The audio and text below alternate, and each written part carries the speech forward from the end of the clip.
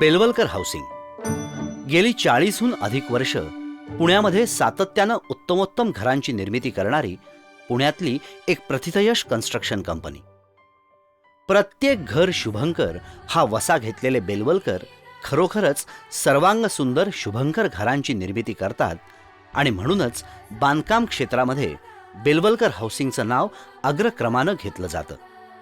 अजित आणि समीर या बेलवलकर बंधूंनी त्यांचे वडील शरदचंद्र बेलवलकर यांच्या मार्गदर्शनाखाली संगीत, साहित्य आणि इतर कला प्रकारांविषयी असलेली आपली उच्च अभिरुची जपत केवळ व्यावसायिक बिल्डर म्हणून घर बांधणी करणाऱ्या पुण्यातल्या इतर बिल्डर्सपेक्षा स्वतःचं वेगळेपण राखलंय.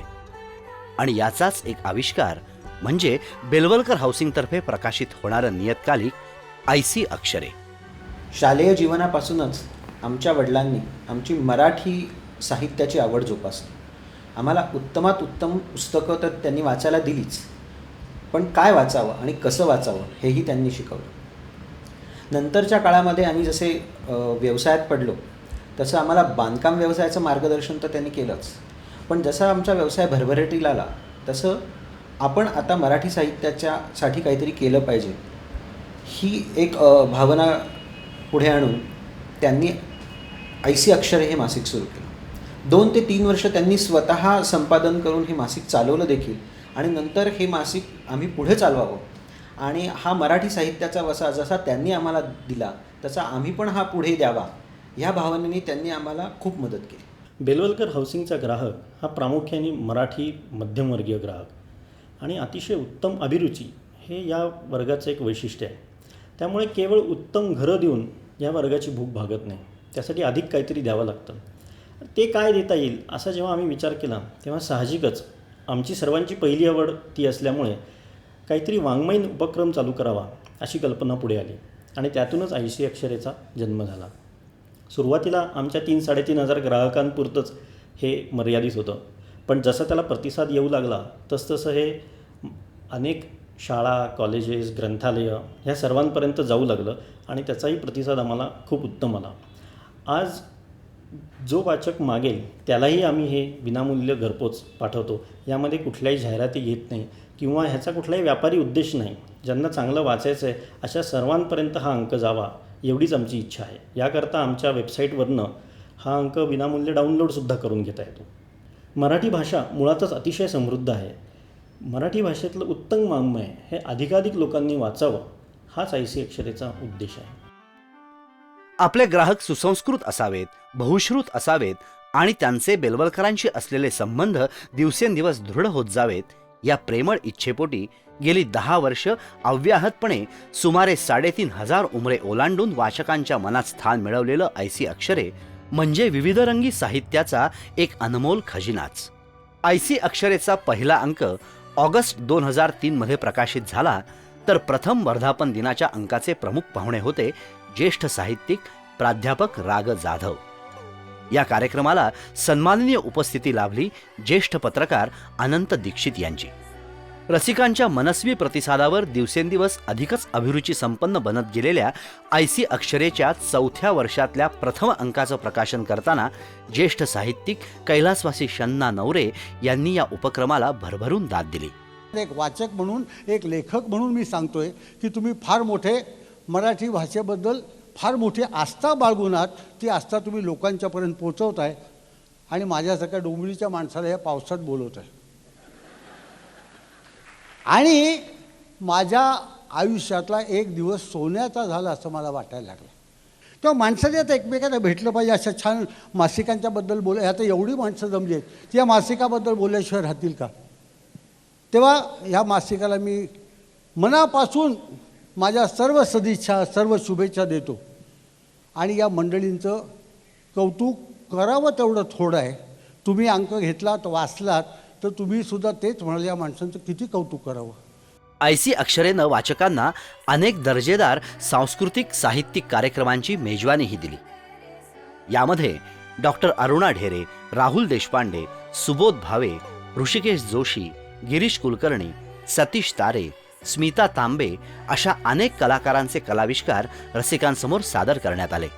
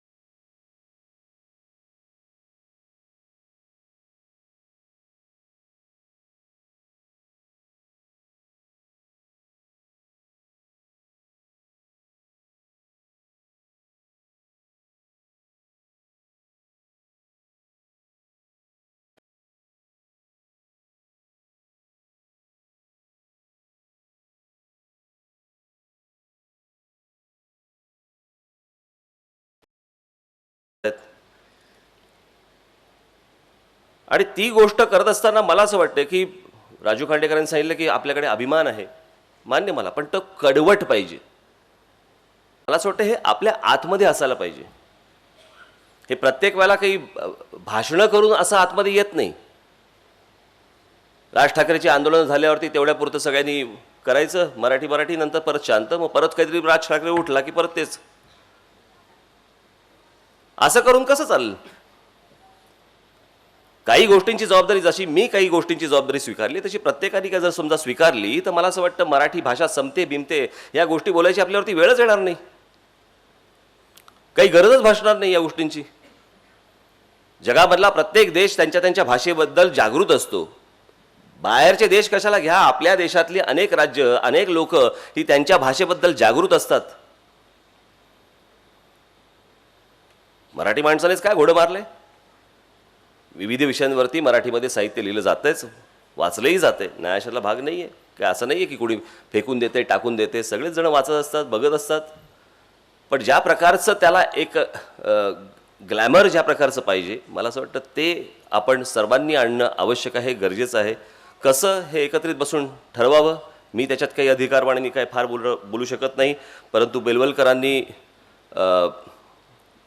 अशा प्रकारची गोष्ट हातामध्ये घेणं, खरं तर हे मला माहीत नाही हे आपल्याला कुठून सुचलं आणि कसं काय वाटलं हे करावंसं.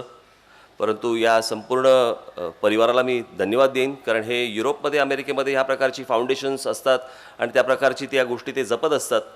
आणि ही गोष्ट बेलवलकर कुटुंबीय ज्या प्रकारे जपत आहेत, माझ्याकडनं जे काही लागेल या सगळ्या गोष्टींसाठी मला गृहीत धरा.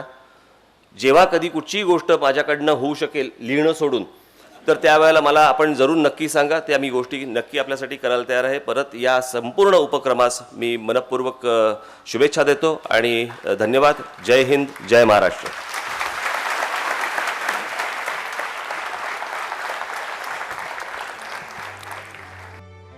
एबीपी माझा, झी 24 तास, TV9 आणि इतर सर्व वृत्तवाहिन्यांनी या कार्यक्रमाची विशेष नोंद घेतली. कार्यक्रमाच्या उत्तरार्धात प्रसिद्ध गायक आणि संगीतकार कौशल इनामदार यांची मराठी अभिमान गीत एक आनंद यात्रा ही सांगीतिक मैफल रंगली. आजवर या अंकामध्ये आपल्या साहित्याच्या रूपानं सहभागी झालेले असंख्य साहित्यिक, कवी, लेखक आणि ऐसी अक्षरेला लाभलेले अभिरुची संपन्न वाचक या सर्वांच्या प्रेमळ पाठिंब्यामुळेच ही वाटचाल शक्य झाली आहे आणि अशीच यापुढेही सुरूच राहील. ऐसी अक्षरे आणि बेलवलकर परिवारातर्फे या सर्व सरस्वती पुत्रांचे मनःपूर्वक आभार.